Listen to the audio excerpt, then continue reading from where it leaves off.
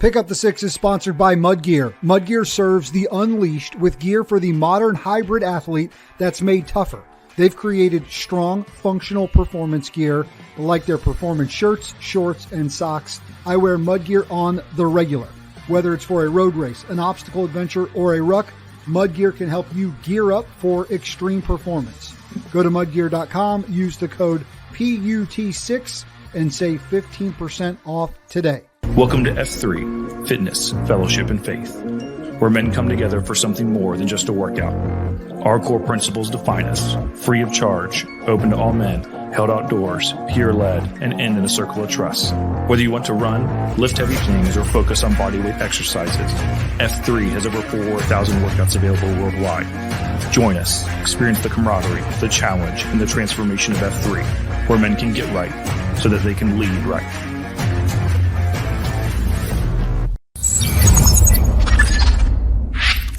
Join us here at Pick Up the Six as we introduce you to the men and women among us who go above and beyond through service, purpose, and impact. Whether it's travel in the United States or right here from our studios, we can't wait to pick up the six with you.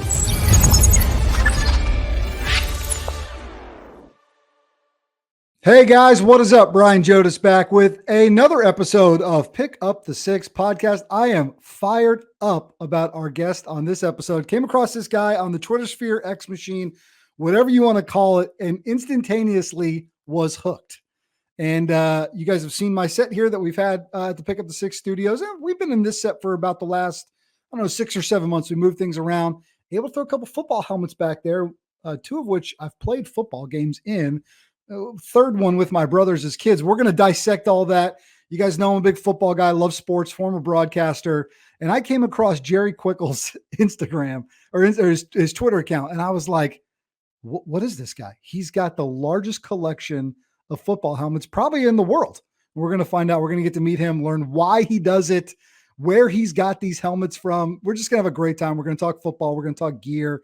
Can't wait for you guys to meet Jerry. But before that, let's thank those fine folks who do make this show possible for us, and none better than the great people at Mud Gear. They've been with us from day one. They make gear for the hybrid outdoor athlete.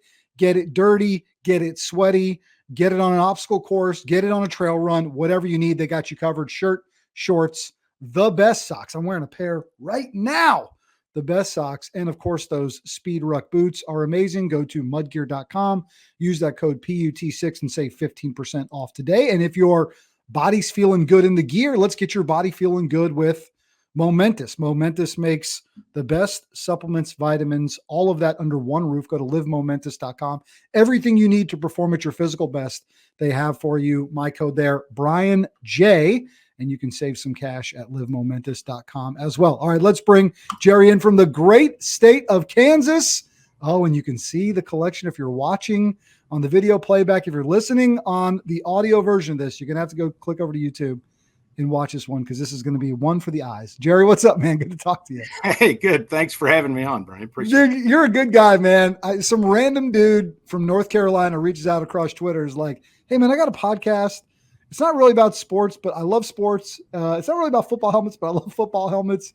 You've got this amazing collection, and here we are. So I'm just grateful, man, for you taking some time to carve out and hang out with us a little bit. Well, no problem. It's rare that I find a lot of guys that like the same stuff I do. So I absolutely do. I love the same stuff you do. I'm jealous of this collection you have, and I can't wait for us to show it off. So, man, let's get into it. Do you hold the record? I mean, you got to have some sort of record here or something, right? Well, I don't know that there is an official record, and I don't know who would keep track of that, but I do know, I'm sitting on 572 helmets right now. I do know there is an elderly gentleman in Las Vegas that has 2,000 or so in his home. Wow. That he and his son had collected for years and years on the road together. So I know there's somebody that's got more, but that's really not what it's all about to me. So these are, my personal collection and my personal blood, sweat, and tears and road travels. And so I just love it. How does this get started, right? Take us back to the beginning. I mean, does it start with a couple? Is it, where does this begin from? Because to sit with 570 plus, I mean, that doesn't sort of happen on accident at this point. No, it doesn't. But, So you got to go all the way back to when I was a kid.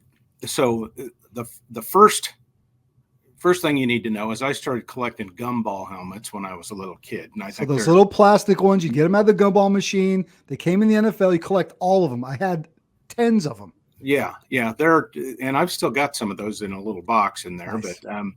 But my father was a high school football coach.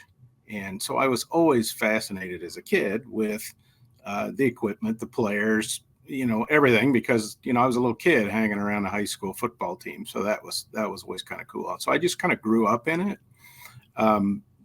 Just always loved the helmet. So kind of to make this all make sense for you, when I got out of school, when I graduated from college, I went to work for Riddell football helmets. Okay. And back in the day, they didn't have direct employees. They had brokers who worked with sporting goods stores. So I worked for a broker, but we carried Riddell. So I was able to go out, and it was kind of my dream job to go out and represent that brand in the market at schools and sporting goods stores and sell that product. And this is, 1991, 92, when I started doing that.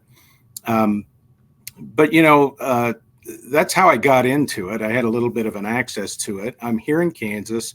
My territory was Kansas and half of Missouri. So in my accounts, I had the University of Kansas, I had Kansas State, Missouri, and the Chiefs, and of course all of the other small schools that play, and all the high schools and middle schools and whatever. So I've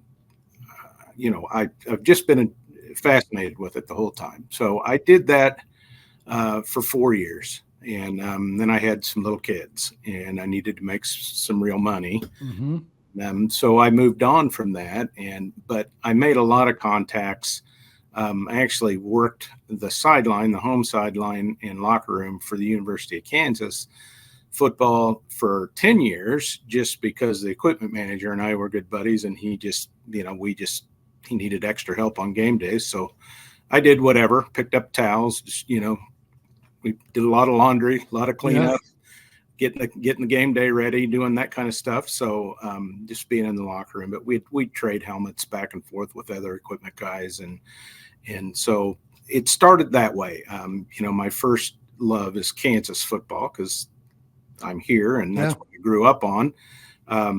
Not always the easiest thing to be as a Kansas football fan, but for 50 years plus, I've been one. So I saw the Jayhawks rocking a pretty sweet black helmet this weekend. With that big Jayhawk face on the side looked pretty good. The old Warhawk that they wear. They wore that black look twice last year, and they wore it this year. So I'm still working on trying to get one of those. Trying to get your hands on one of those. Yeah.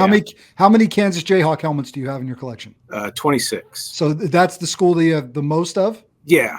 I mean, I don't have room to have multiples of everybody. Right. But that's the one that I do. I have 26 Kansas helmets. I have 3 different Kansas State helmets. But to the credit of Kansas State, they don't change their helmet. No, they've been pretty consistent for a long time. They've worn a couple of things since Bill Snyder got there. Mm-hmm. They never changed. And then Coach Kleinman's worn a couple of different things. You want to talk about a legend of college football coaching? Snyder's on the top of that list, up there for sure. All right, I've got so many questions to ask you about favorite helmets and all those, but I do want to go back to those early days of working for Riddell. Not only stylistically have helmets changed a lot, although then again, some of the classics will be the classics forever, right? You think about Michigan and Notre Dame, Ohio State, all those, right? Timeless. And we've seen a lot of variations, right? Oregon really kicks this trend off in the last 20 years of doing kind of crazy stuff on helmets. But just the engineering of the football helmet, if you go back to those early days where you came into the game, even if you jump into maybe sort of late 90s where air helmets become more to where they are today, just maybe your perspective on just the engineering behind the advancements in the helmet. Well, if from the 70s to into the 80s, things started to change quite a bit. The development of the bike helmet, which was the air helmet, later was sold to another company and then sold again to a company called Schutt. And that, Schutt's still a big manufacturer today. But you went from things like the old suspension helmet, the cobweb, everybody called it, to into Rawlings helmets, things that just had foam padding on the inside of it, to really highly engineered products. And the shells have changed over the years as well, to where they used to just be a little sphere, and now those shells have different slots in them. A lot of them are. You can spend a lot of money building a custom football helmet for yourself, and a lot of those big schools do that now. So, to the CTE, when you understand what those guys were wearing and what you see now, you understand why there was CTE for such a long. I mean, we can glorify, Purple People Eaters and the Steel Curtain. You think about those iconic football players, right? But then when you go back and you look at those helmets, you're like, the way in which those guys played the game with that, and it's all jokes aside, right? Like that's really pretty incredible. What's the oldest helmet in your collection? Do you have one that goes back years? Well, I have a couple leather ones. Nice. So those are the very start of things. And, pretty much what started the football helmet was guys, their ears were getting torn apart. They first started playing without them, and then their ears were getting torn up. So they put on a little dog ear flap thing, and then it went to a leather cap, and then the leather cap went to a hard plastic with a leather covering, and then the leather came off and it was just hard plastic. And of course, Riddell invented the suspension helmet, which is they're the ones that invented the Army helmet, and that's what that came off of, where your head is just suspended with strapping inside of the shell. So that was probably through the early 70s to the 75 or so, and then you started seeing people finally get away from that into some just straight padded helmets. And then the different types of foam that started to get incorporated with this stuff, and the technology now, you see the Speed Flex and they're wild looking. It's incredible. They're position specific. You see a lot of those quarterbacks wearing that Visus helmet. That thing is built for your head hitting the ground backwards. What's the new helmet that is? It's sort of lacking a front bridge. It's got the visor built into it. Zeke Elliott, a lot of these guys are wearing that one now. Are you talking about the Axiom, the Riddell Axiom? That's helmet? right. It's probably that Axiom. Yeah. So that thing was built to increase your field of view, and so the mask came off of it, and it just buckled straight down in here, right, it inserted right into it, and the field of view on that is just incredible. But it looks kind of goofy, and a lot of the guys didn't care for the way it looked. Right. So it looks like a space helmet. Right. So now they've developed the face mask that works on it that actually goes around the rim. So you still look. That was the first thing I thought, Jerry, when I saw it. I was like, man, I get the idea, but it looks so strange at sort of the crown of the forehead, where you just are so used to seeing some sort of bar there. It's bizarre when you put one on and there's nothing in front of you. But that's a game changer, right? Yeah. You think about even a couple of those helmets I have back there, there's not a lot of sight coming out of those. Let's show everybody. Here's a look. I mean, this is your front yard, and every helmet you've got out there, 500 plus, line the yard. I mean, that really just goes to show the depth of what's available. I saw App State in there. I can see my Mountaineers right there. I love that. Yeah. There's a good Mountaineer helmet behind me over there. That's right. I do my very, very best to represent all levels of college football. And matter of fact, my passion is truly small school football. I went to a Division II school here in Kansas. My dad played there. My son played Division II football. My grandfather played Division II football. So I'm super into it. I saw you rocking the Midwestern State University helmet on one of those first weeks. And when I was working in Wichita Falls, my first job in TV, Midwestern State was right there in Wichita Falls. It used to be a fantastic program. It was a little bit, but they'll get it going again. Yeah, maybe the name change they got caught up in that. That's neither here nor there as it relates to that, my friend. But I do love, and that's what really drew me in. Right, was not only just this mass collection, but I had a sense. I was like, you know what, this guy just doesn't do this on accident. There's got to be a great why behind it. Not just only your family, right, with your dad being a football coach, playing D2 football, you as well, but also, it's great to have those big Division I colleges, the big names. but to see so many back there that folks have probably never even seen before. I mean, that's got to take some effort too, to collect those. Well, it's there's over 900 schools, 900 colleges in the country that play football in some way, college football. Now you've got some junior college stuff going on too. But yeah, the effort, social media changed the game a little bit for me. I'm not, I'm almost 60 years old. I'm not a big social media guy, never was.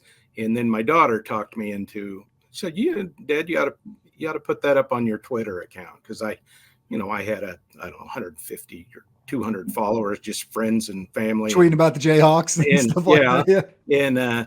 And so I started doing it. And the very first yard photo I took had 400, I believe, in it, something close to that. And it kind of, I wasn't expecting that to go crazy, but it kind of went crazy. And ESPN contacted me and asked if they could use it on their social media platforms. Of course, I didn't know what that meant. I just said, sure. And the next thing you know, it's, got a couple million views, and I think I'm up to almost 10,000 followers now. Not quite, wow. but I think I have a lot of followers that are small school guys that love it when I post a new one that I get from some small school somewhere. Yeah. But I love learning about them. I love learning about the schools, the mascots, the conferences.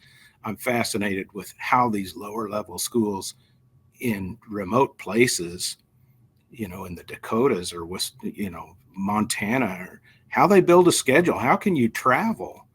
How can you, an NAIA school from Arizona is a great example of how bizarre it is.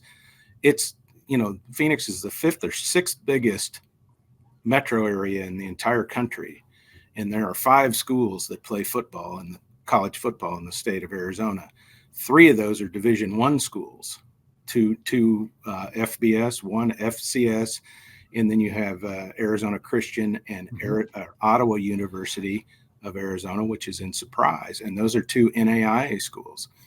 So when you get to Phoenix, if you like, they used to have a great junior college program there. All these, and the whole system dropped football. There's all these kids out there that want to play football and nowhere to go. So it's amazing to me that those 2 NAIA schools can play, and then they get on an airplane just like the big schools. Yeah. And they go play in Texas and Louisiana and Arizona Christian's in a conference with all the teams of the Frontier League up in Montana and Oregon. And so their road games are on an airplane, just like the big guys. So, Jerry, at what point does the collection grow to where you're like, this is a thing now, and I want to? Because at the beginning, maybe you're gathering some, but was there a number you're like, I got to keep going? And do you have a goal in mind? I mean, what are we trying to get to here? Well, space allowing. Space is an issue, and my age is going to be an issue here before too long. So it's kind of a fun story. I built this thing. The first thing I wanted to do was, I thought I'll get all the Big 12 helmet because, I'm here in Big 12 country and we play those guys. And I thought, that was cool. Then we started trading with some of the other teams we played. And next thing quick PSA for our younger audience. The Big 12 is a prideful football conference that was made up of schools like Texas, Oklahoma, Kansas State.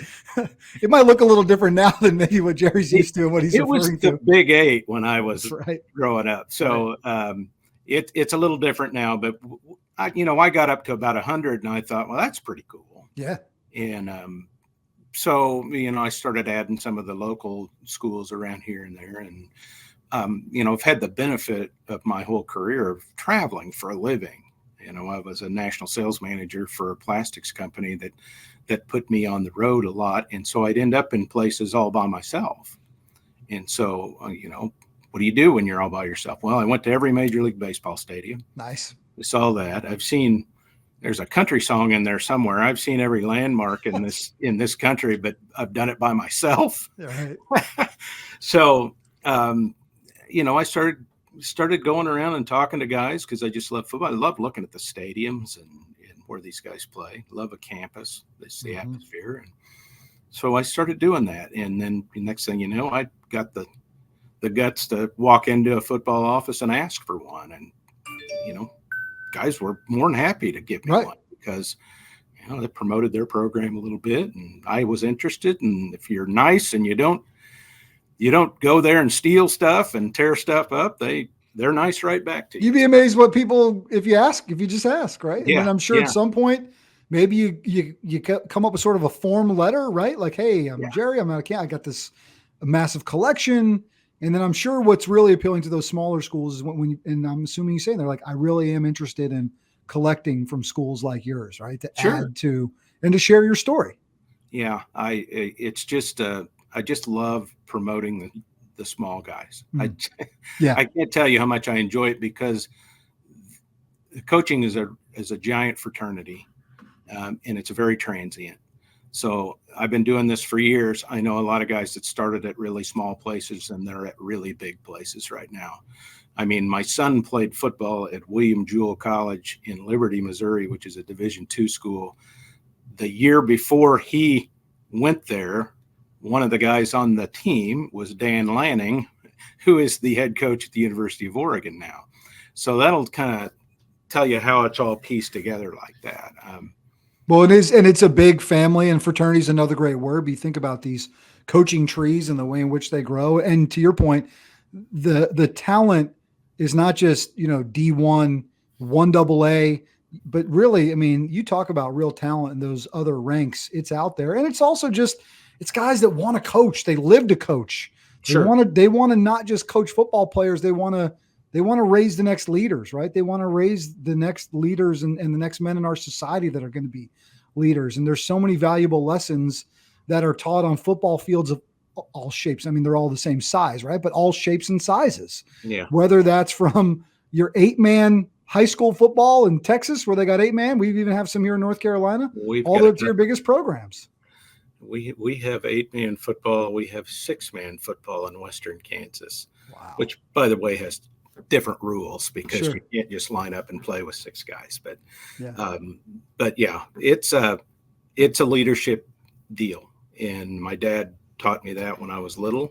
I got to watch it as I grew up.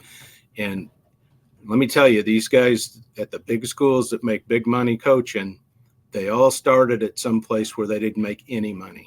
The smaller schools, a lot of the NAIA schools, Division II schools, there's a lot of volunteer coaches. There's a lot of guys that are in a grad assistant program where they're continuing their education, but they're basically working for their meals in their dorm room.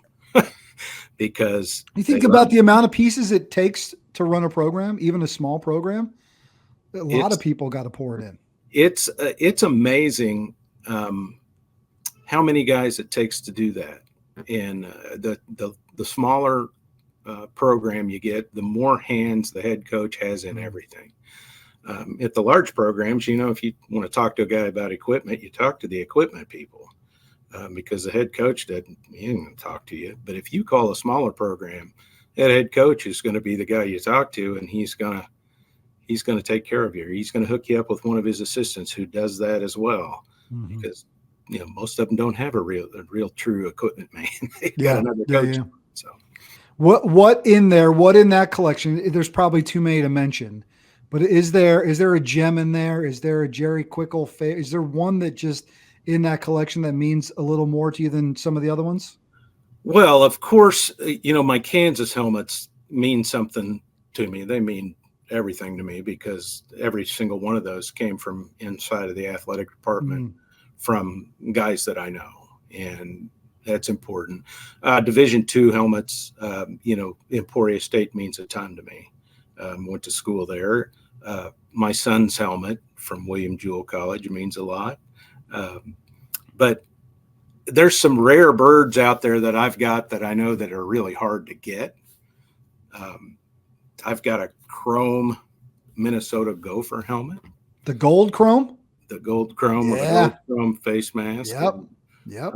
Picked that one up because I knew someone who knew someone. Yeah. There can't be many of those floating around. Yeah, they typically don't let those. They're one of the schools that They're not a lot of them out in the wild, as we call it.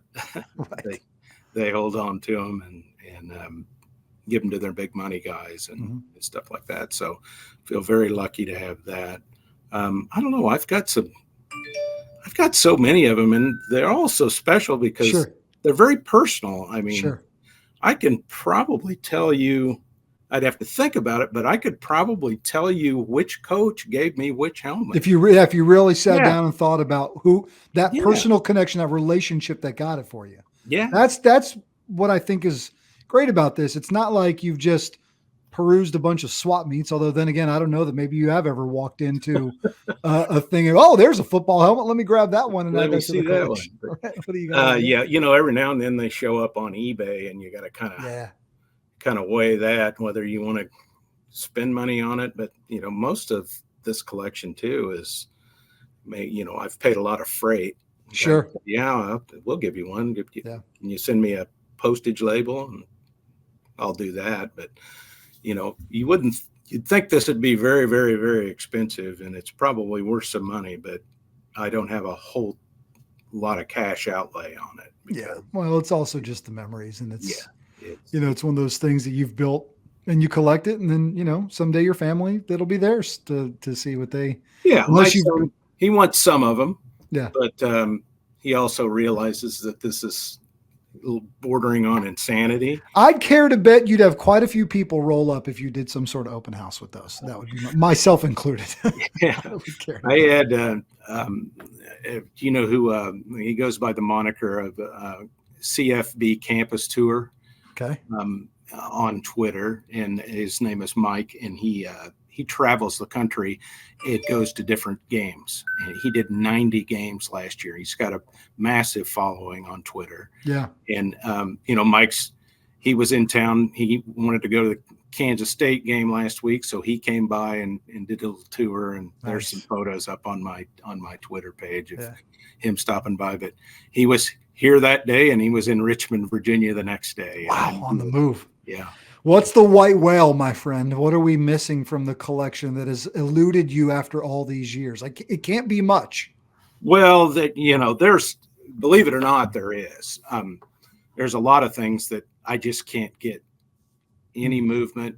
There's two that have just flat out told me no, and then now they won't answer any more emails. So, oh no, are we allowed to talk about who they are to see if we can grease the skids? It's weird because North Dakota. Oh man, the Bison. No, I've got the North Dakota State. North Dakota State. Okay. The old Fighting Sioux. But they're not the Sioux anymore. But but North Dakota, I don't have, and they told me no. Okay. And Princeton.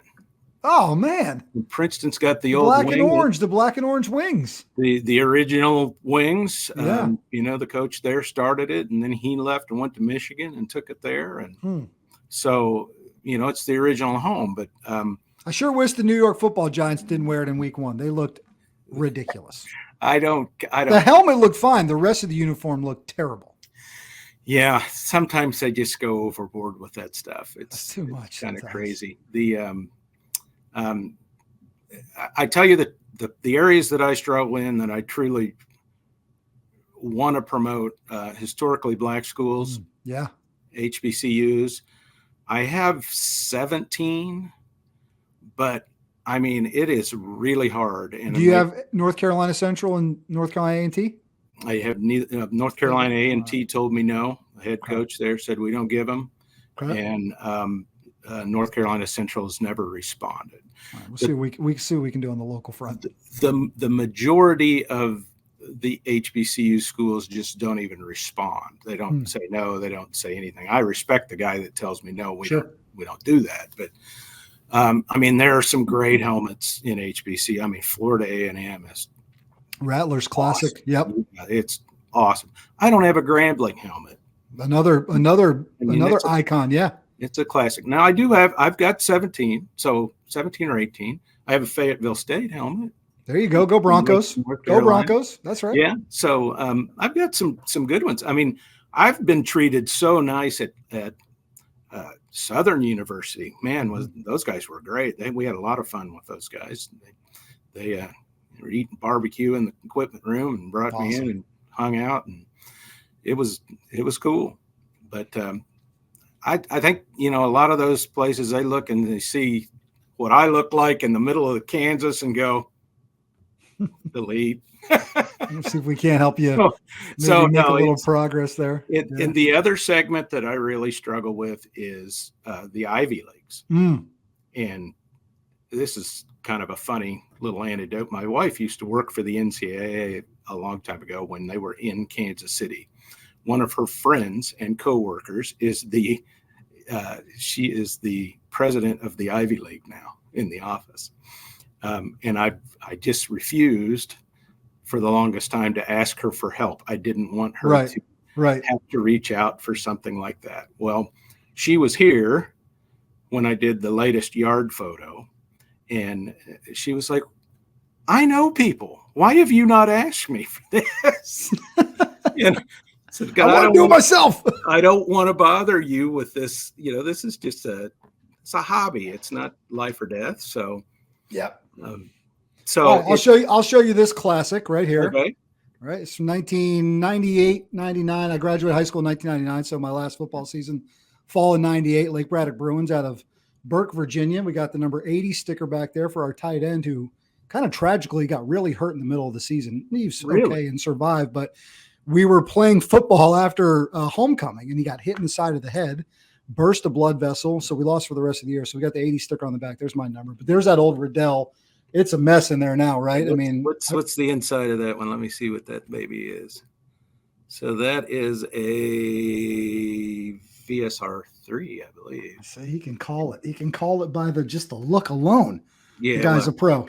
See the pads in there. I don't know if we can tell if I started looking around in here. I'm digging through, but got a couple good scrapes and all that good stuff on her. And we were very fortunate. Our high school football coach was not big on giving these away, and they wore the gold helmet for a while after I left, and then they've now gone to purple and they've done white and all these different things. But right in the 90s, you had one helmet at your high school and that was it, right? And they lasted for a long time. Oh yeah. We had a deal where we had to do a big fundraiser. And there were a handful of seniors that really kind of crushed on the fundraiser, and a couple of us got to keep our helmets. So we walked. That's cool. And that's a great face mask too. Oh, it's a great, right? It's got the big, right? Yeah, played offensive line, so bull ring on it. It's been through some stuff. The purple and the gold. Fun thing about that school as well, Jerry, you'll like this as a gear guy. All of our game pants. We were the Lake Braddock Bruins. There's no connection to UCLA other than our name was the same. Sure. And our uniforms look similar, but we were purple and gold. So our white uniforms look very similar to theirs with the piping right up the shoulders. Sure. Yeah. But our game pants were all of their old 6-panel pants. So we had like really nice game pants. Oh, very so we got cool. UCLA's old pants. Which is that little striping right up here, that is actually referred to as UCLA insert.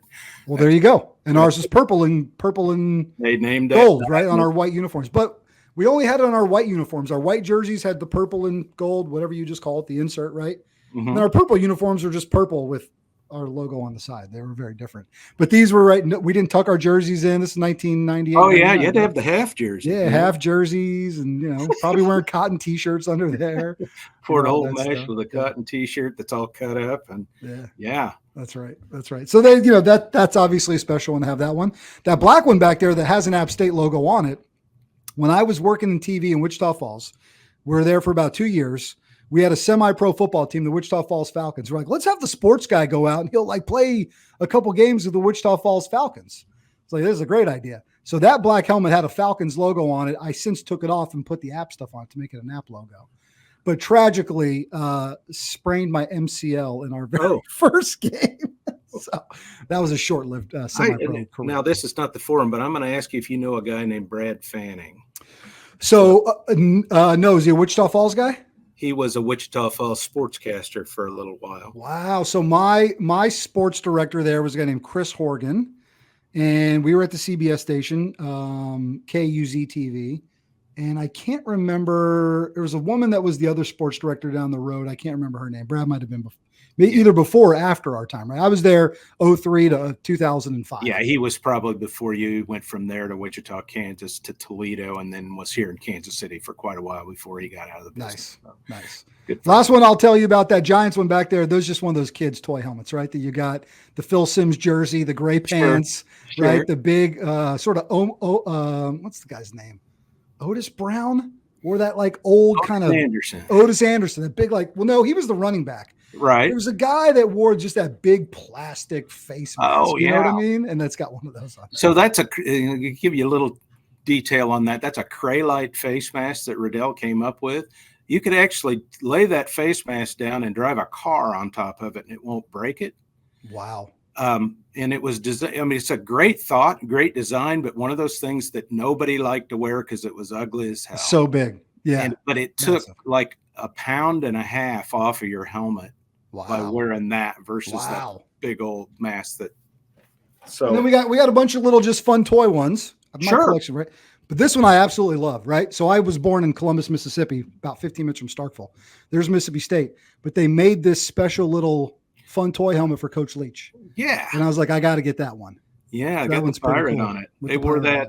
I think 2 weeks after he passed away, I think they actually wore that in a game. What a gem! What a gem that guy was. Oh gosh, God, we lost a good one. We had him here in the Big 12 for a while, and Texas Tech. That's right. Yep. And he was just, I hated playing those guys. Yeah, we were ahead of them at halftime one time, 31-2, and lost. Yeah, they'd score 40 points in the second half. They just open it up. All right, my friend. With the amount of time we have left, you've been gracious with your time. What's the best look? What in Jerry's ranking book? It's hard to pick one helmet of all the helmets. Like Texas, man, Texas, that white. Clean, right? Obviously, you got iconic helmets, Notre Dame, Ohio State, Penn State, Michigan. There's so many classics. I'm a classic Florida State helmet fan, right? Yeah. If you're a traditional guy, you name the traditional looks. And, let me do this real quick. Yeah. Illinois, you got Illinois up there? There we go. You got the old Illini, but yep. You see this? That's got that nice shiny. This is the brand new. I'll get it as close as I can. Yeah, that shiny gold. It's a texture.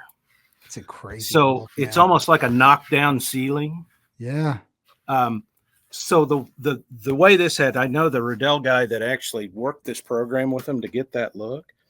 The folks that did that paint actually came to South Bend 5 different times when the sun was different. To get it, to make sure they got it right. Dome, to make sure that it matched the dome. Wow. That's next level. I'll watch you. I'll let you walk around a little bit. That's amazing. Here. Yeah, he's going to walk us around the room a little bit. You guys, if you're just listening to the podcast, you got to come dial up to YouTube and check it out. All right, so not only you have Michigan, there's definitely Delaware in there.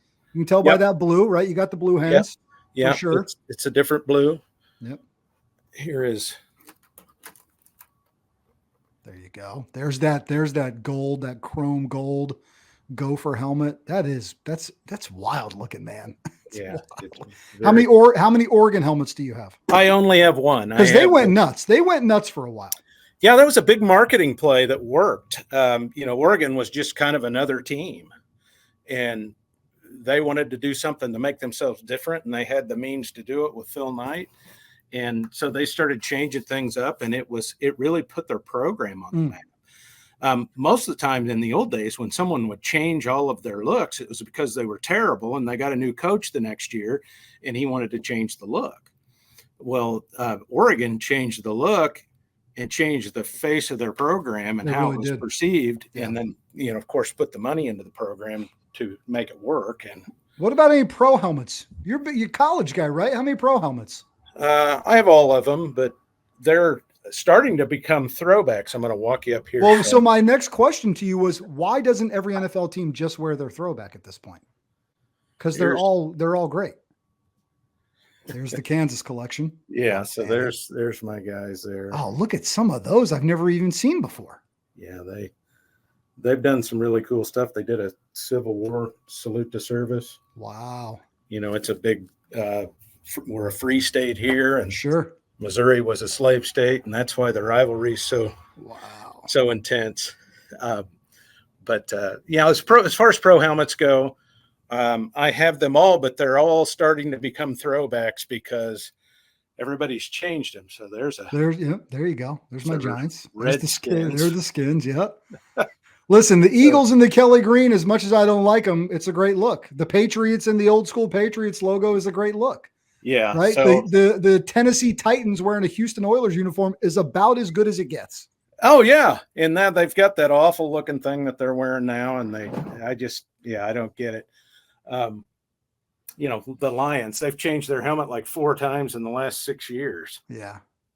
Sometimes you just got to go with the classics. Yeah. Right. A good Vikings helmet, hard to beat. The Rams with the white, the old school, right? Rams with the white. I'm a big fan. Sure. Big fan. Yeah. The old Jack Youngblood looking stuff. And then my rule of thumb is when in doubt, just wear a gray face mask. Yeah. Gray face mask makes everything look good.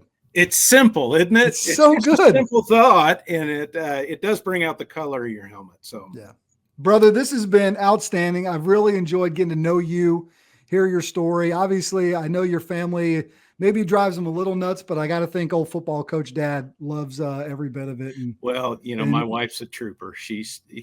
This is nothing new to her, so it doesn't shock her. She's been around it for a long time. So as long as it doesn't go upstairs, she's okay. That's right. All right, come on, Princeton. We got to get Princeton to come through. Yeah, that's right. Oh, they'll all come. That's kind of the fun of it. We just, you work different angles and it's all of a sudden something that was not available, you get it. So that's right. His Twitter or X, whatever you guys want to call it, if you want to go check it out and see the collection and just see what he's posting, new ones he gets, or what's also great is like on a Thursday night or that first big weekend of the season, you did like probably a triple or quad header of watching games. You had the helmets out, which is amazing. It's at Jerry, Jerry Quickel, Quickel. Correct. And you can go find them that way. And you can just geek out like I did and just look through the collection. Be like, oh, I love that one. Oh, I love that one. Yeah. I thought it'd be really fun if we had time. You could just grab random ones and I could see if I could guess what school it is. Well, we could always do that. We can come back for another episode sometime if you want to do that. But see how many we could get right. I can stump you, I'm sure. I'm sure. No, you've got the small schools where you get me. I think if we did D1, traditional D1, I think I would do pretty well. Yeah. I've got some D3s that are from around your area, and I wonder if you could identify them. I don't know. You got any right now that are within reach that we can go grab one real quick? Yeah, one right. Let's see what we can do. Let's see what we can do here. The pressure's on Brian Jodas as he pulls up a D3 helmet. From the state that you're in. This is from North Carolina. Let's see. I should know that. It's not Barton, right? No. Is that the William Peace Pacers?